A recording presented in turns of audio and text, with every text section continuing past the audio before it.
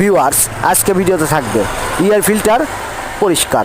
কত কিলো পর পর এয়ার ফিল্টারটি পরিষ্কার করে নেবেন খেয়াল করেন। এটা কিন্তু দীর্ঘদিন এয়ার ফিল্টারটি পরিষ্কার করা হয়নি।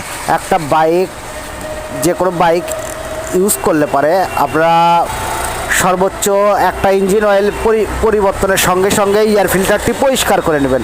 তা না হলে আপনাদের বাইকের তেল বেশি খাবে, বাইকটি রাইড করার সময় ঘন ঘন বন্ধ হয়ে যাবে। এগুলো কয়েকটি প্রবলেম এই এয়ার ফিল্টারের মাধ্যমে আপনাদের বাইকের সৃষ্টি হয়। অবশ্যই আপনারা সচরাচর যেটা করবেন সেটা হচ্ছে একটা ইঞ্জিন অয়েল পরিবর্তনের সঙ্গে সঙ্গেই এয়ার ফিল্টারটি পরিষ্কার করে নেবেন। সবাইকে অনেক অনেক ধন্যবাদ।